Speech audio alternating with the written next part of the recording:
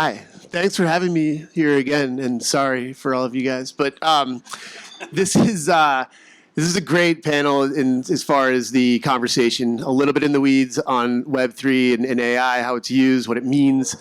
But I promise you that you'll come out of here with good perspective. So I'll just kick it right off since you heard from me a few minutes ago. But why don't you guys, Josh and Danny, kind of tell us about yourselves, because you both have extraordinarily senior positions, but are on different sides of the business and very, different ways that you guys look at Web3, use it, and but we'd love to hear from you guys. Who are you? Let me go first, Josh. Hi, everyone. Danny Gardner with Haleon. You may also know us better as GSK Consumer Healthcare, or formerly as. We were part of the big pharma giant up until about maybe a year and a half ago. So we're the big CPG behind Advil, Sensodyne, Tums, Robitussin, Emergency, a long list of other very well-known brands that I won't bore you with. But we compete in 100-plus markets around the world, and I run all the social listening that we do in-house, owned internet media measurement, now more influencer marketing, and in a little Web3.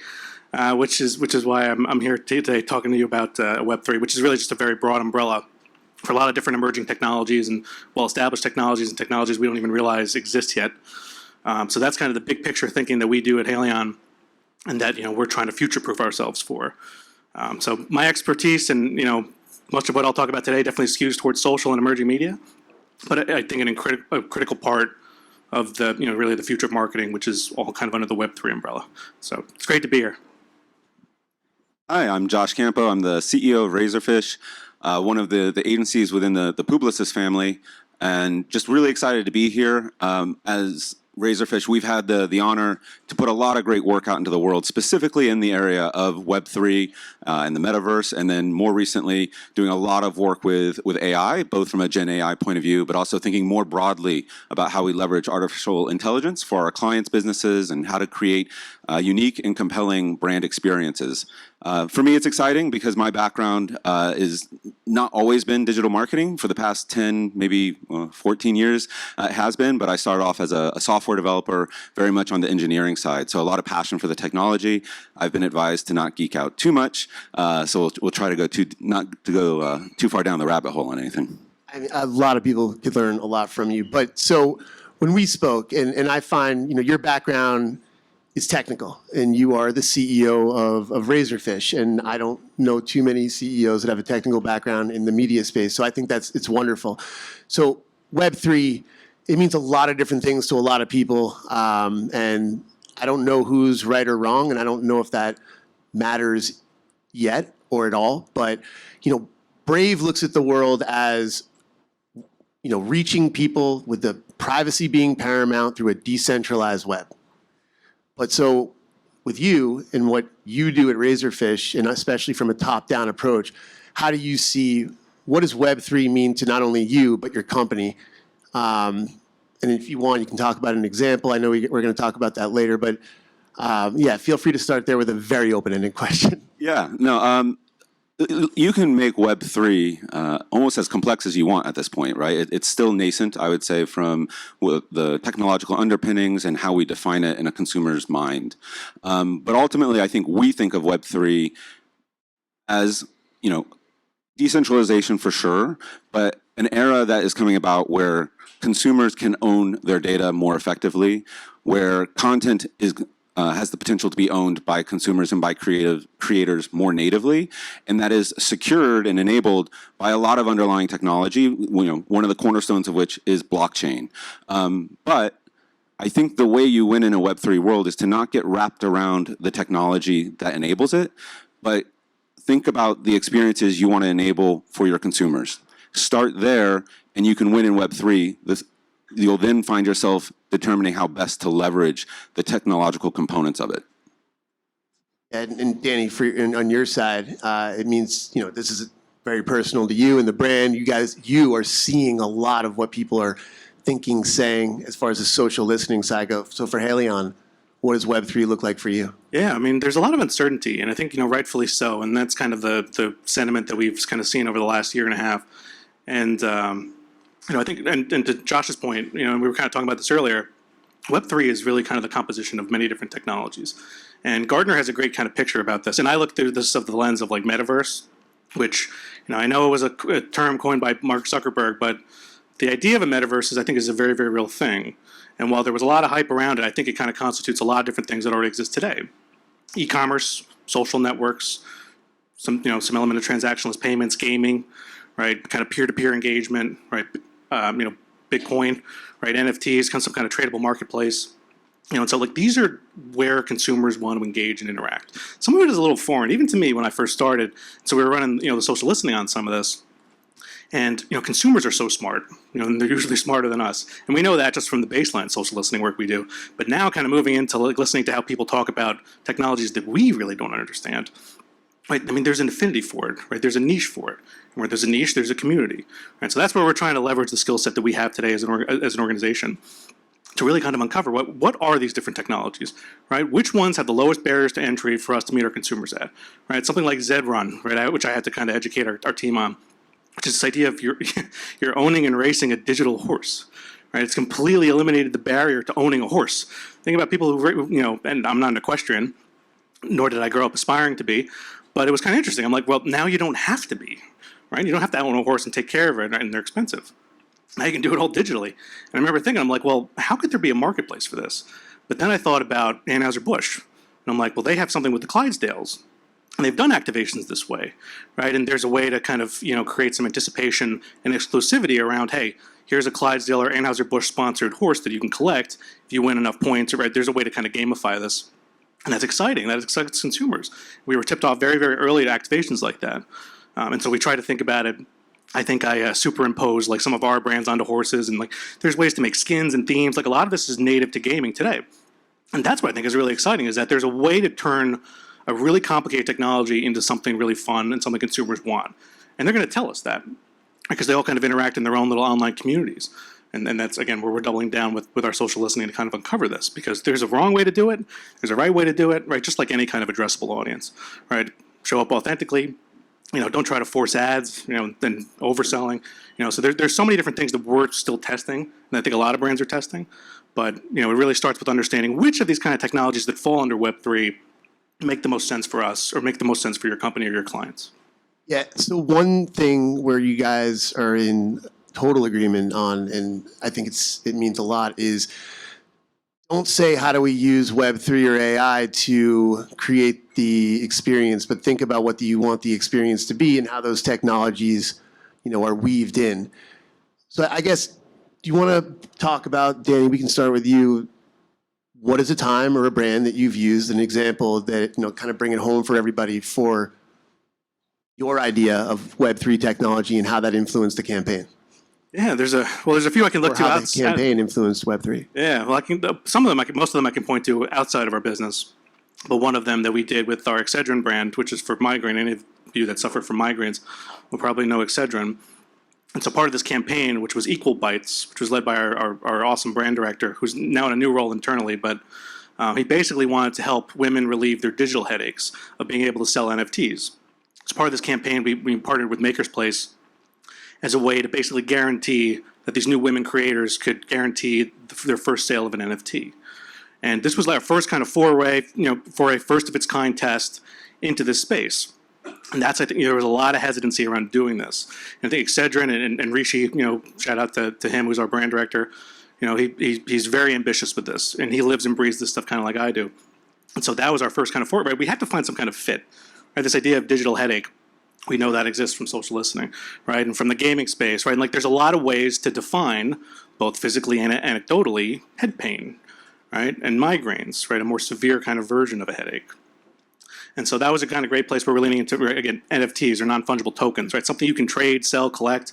And so this was brand new to us. I mean, we ideated through a few different ideas on some other brands, but Excedrin ended up being the leading example. So, and there's rightfully still some hesitancy around like what else we want to try with this, and that kind of comes through with ROI, which is kind of the larger conversation. I feel like as executives we have around like, well, does this make sense to do? Yeah, we'll get some earned media out of it, some PR hype, but at a ad unit level or kind of like at a more granular level, how do we prove this actually worked and consumers actually want this? It's great for advocacy, and there was some DEI initiative to it.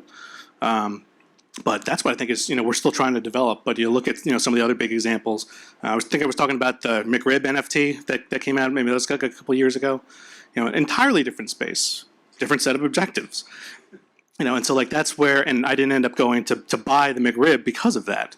And so like I was trying to figure out like what exactly are you guys trying to accomplish. But the McRib has a huge kind of online following and kind of larger offline following too. So we're constantly looking to other brands in the space that are really kind of falling on the sword. I mean, like someone has to take the risk first to know what's possible. And like that's this kind of scary space I think for a lot of brands is that, well, we don't know what the outcome is going to be. And I remember there was one other case I can't remember what McDonald's did. They actually got in trouble because there was some kind of disturbance on the blockchain, and there was like malicious kind of content. I forget the details, and it was kind of buried in the press. But I was like, oh, and I highlighted that immediately to our team. I was like, this is an example of a Web3 activation gone wrong. And that was kind of buried and kind of slid under the carpet, but here it is, and it's a very real reality for a big corporation like McDonald's. So again, that's kind of where we kind of look to the outside of our business for other brands that are a little bit more progressive in this type of stuff. And that's a brand, something that you guys stick to. Maybe not be first out there with some of the non-understood, technologies or what is this type of thing, and then you feel like you're going all in after that. Like, I'm assuming there's a lot of different stuff on the, you don't have to talk about what's coming up, but so you're looking, you're listening, and you're not first. Is that something that Haleon? Yeah, I mean, I think this was probably reiterated in some of the other sessions, is that, there's the advantage of being a first mover. It's also the advantage of being a second mover, right? And like, there's some truth to that, right? That you don't have to activate. I think that might have been in the Mondelez session before us. Is that something, you don't have to take action on certain things. Sometimes that's the right action. So that's kind of where we are, just in terms of some of the future Web3 stuff that we're planning. But as a pharma company or a legacy pharma company, this stuff is even harder. Any of you that work in healthcare, have healthcare clients, can appreciate that. So that there's just kind of this like looming threat. But again, there's really no rush to it either. And this is something I think Josh will probably double down on here too. Is we're not really even at Web3 right now. We're really more at like Web 2.5. Like a lot of these technologies, like Josh was saying, are still in infancy or lesser known. So there's really no rush. It's funny because like we I team up with our brands, and we're doing like ideation and planning for like 2030. I'm like, well, also like a lot of the people on these brands aren't going to be here, in the next 10 years just because people rotate in and out. But it's still really important to think about because at some point these marketers are going to work on whatever brand they're on, right? And this is going to be the kind of the wave of the future. So we're really in no rush, and I don't think any brand really is in any rush, just because it's still so far ahead of us in the future. But that doesn't mean we shouldn't be talking about it, obviously. No, I think it's a huge takeaway for everyone here. No matter where you are, first, second, last, I mean, it's something to think about why and how it works for the different brands. So Josh, on your end, we've discussed a few examples. We also discussed the fact that, not all brands are alike. Finance may look at this totally different than, liquor. So I know you guys have done some good stuff in this space. I'd love to hear an example, from Razorfish. Yeah, I think we can talk about a few examples, some of which we've been involved with.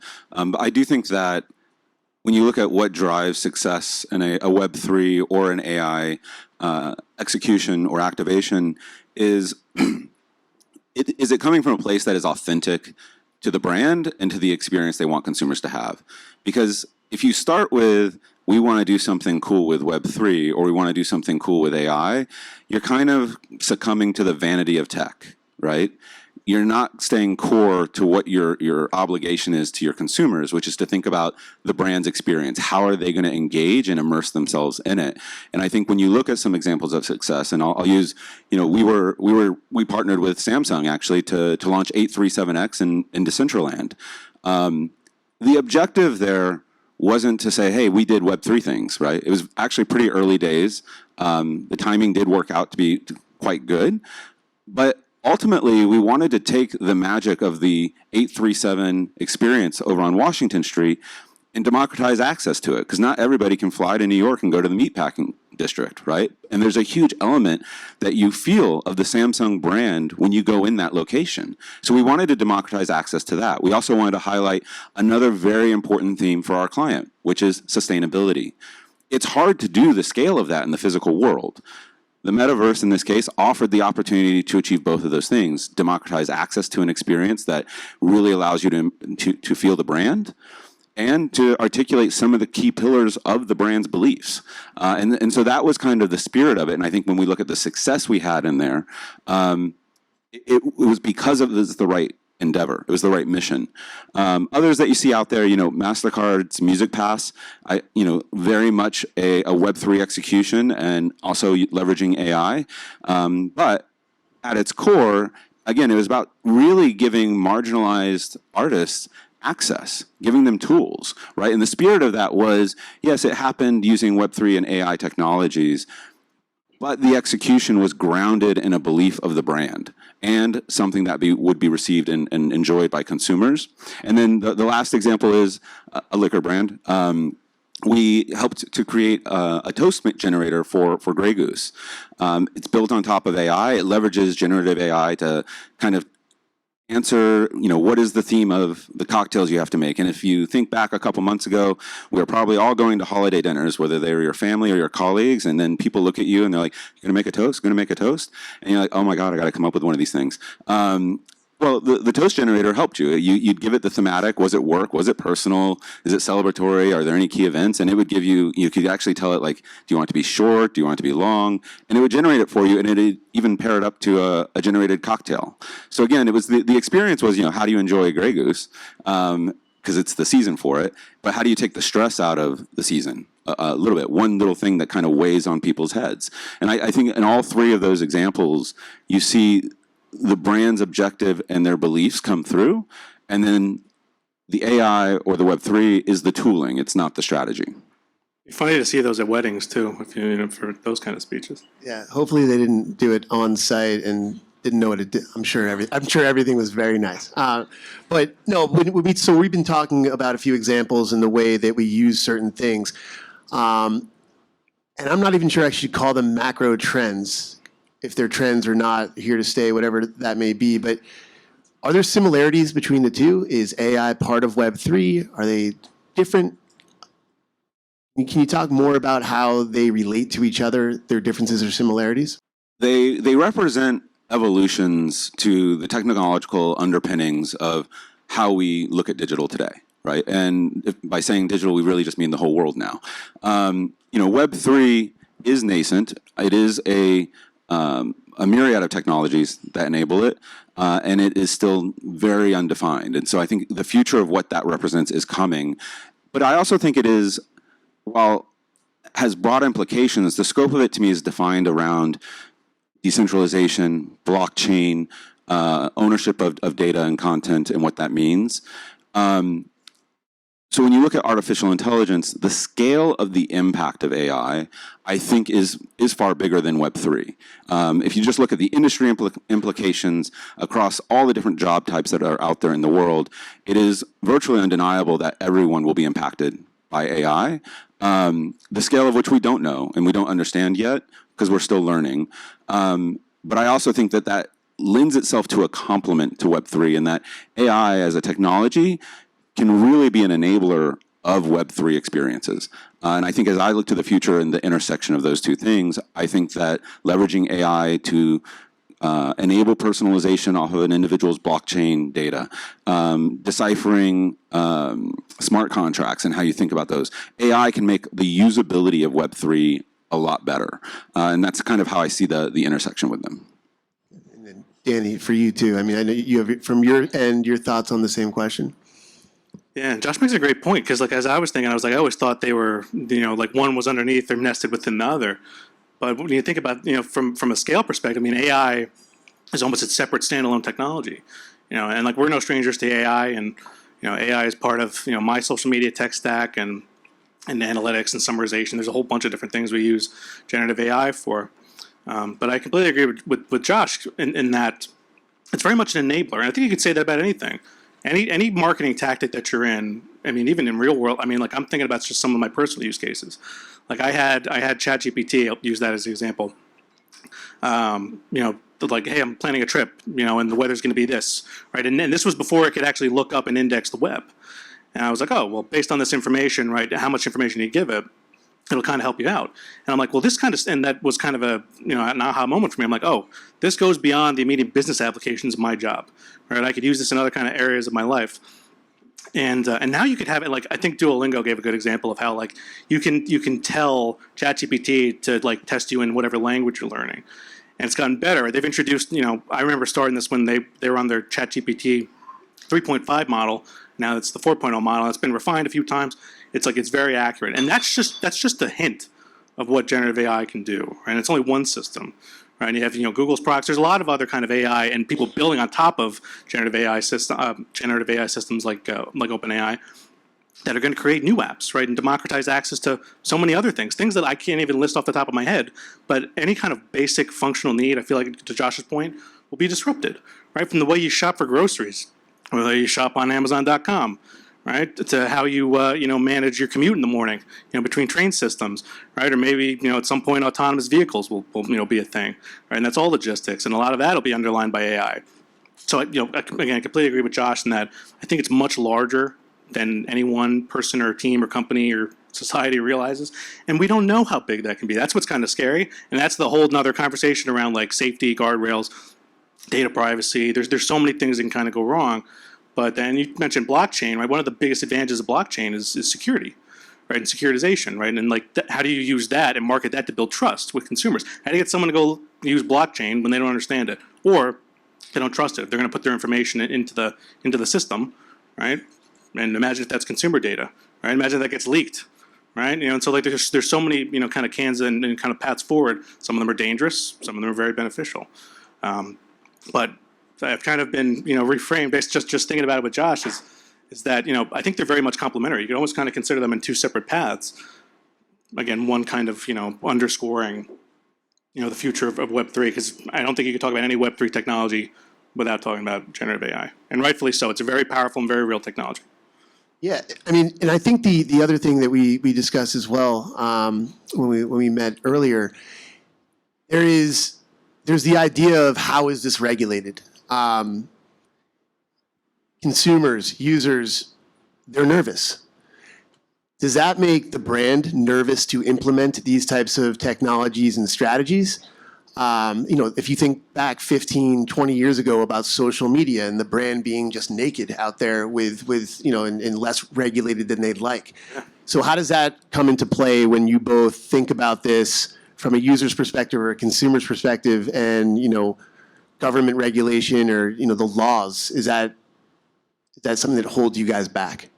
Yeah, I mean, I think I forget where I heard this quote, but basically, like the government tries to regulate like everything it doesn't understand, and so now you see Zuckerberg, you saw Sheryl Sandberg over the years, kind of speak before Congress, and so they're slowly starting to catch up to and like understanding because it's taken these high kind of PR and publicity, public moments of, the Cambridge Analytica, right, and some of the other kind of events that have happened in data privacy that have happened through social networks. Why through social networks? Because Facebook's got 3 billion users on it, right? And it's how people engage with each other, right? Dark social. There's a lot of great reporting and insight we're kind of gathering around dark social, basically data in DMs, right? And like think about Snapchat, right? It's not your traditional network, but and where there's all this interfacing and engagement, there's the threat of some PR crisis, and that's what I think the government has kind of become more keen to investigate because they're trying to regulate and create some kind of rules around it. And I don't think it's necessarily a bad thing. It's like we were kind of saying before. I mean, this thing could run wild, right? There's all this fear. I remember hypothetically people were like, "Oh, well, robots can take over the world," and and it's true. They can program themselves to disobey orders, and like they become smart enough. But some of these are trained with guardrails so that doesn't happen. And you talk to people who are much smarter than me at this, is that they realize, like, that's what really kind of alarms me. And we find that in our social listening, because they got social media profiles too. Is that like, hey guys, AI is like very cool, but here, take it from me, I've been doing this for 20 years. This is a very real threat, and we have to be very cautious about this. It's not the fun conversation to have. Like, I like talking about all like the high end, like flashy use cases, but it's a very, very real thing. And I don't think government regulation is a bad thing. I just think it's very slow to kind of, catch up with the pace of change in technology, and specifically in these technologies. Not only is the pace of change, but the sophistication of what we're talking about. Right? I mean, use Zed Run again. I mean, if you go out on the street and ask someone what Zed Run is, they may not understand it. Right? Same thing with any of these technologies. So I think there's so much education that has to be done around this space. Yeah. Same question over to you, Josh. I mean, look, again, you are running an agency. I assume these questions are, these thoughts are hand in hand. Yeah, no, We regulate and safety, that type of stuff. they definitely come hand in hand. And to be clear, I'm not a politician, but regulation is important. But I think we have to come back to understanding that these are tools, right? Technology is a tool, whether it be AI or whether it be Web3, and a big part of whether a tool is good or bad is how you use it. And if you take Web3 or blockchain as an example, in some use cases, we have turned that into a financial instrument. Well, we regulate a lot of financial instruments to protect consumers. And when we're deploying blockchain in that use case, there absolutely needs to be some type of regulation to protect consumers. And so I think the challenge in that is it's a fairly sophisticated thought for our politicians to get after. So it is concerning, but I do think we have to push for regulation where it makes sense, because we also need to be supporting innovation. And there's a balance in that equation. And then there's all of us, right? We're the ones that are deploying these tools and leveraging them. We have an obligation to be engaging with the tools of the future and leveraging it. We also have an obligation to be good stewards. We have an obligation to be thinking about responsible use. When we use AI, how are we protecting original creators? How are we protecting original art? That's incumbent upon us. That's why, Publicis is a part of the C2PA for those reasons as well, because we believe in protecting authenticity of content and the original creators of that content. So it's a confusing world we live in. We have to engage with that world, though. Only through that engagement will we learn and become smarter and understand how to be effective as responsible stewards in bringing these things to all the consumers that we work with every day. And just on a closing note, because as I think about it through a social lens, that's very much the future of what social media is going to be. Decentralized, right? People are going to own different pieces of social media and on the internet, and it's kind of, I talked to other social media experts, and they all kind of seem to agree with this. And I'm sure I read it from someone else too, but I also think about that. Mastodon, right? That's decentralized social media. A lot of people are rooting for that to replace Twitter. It can't, for a myriad of reasons. But that's very much kind of a flash in the pan, but. I think is a glimpse into the future of what really the future of social media and how we engage with each other online is going to be.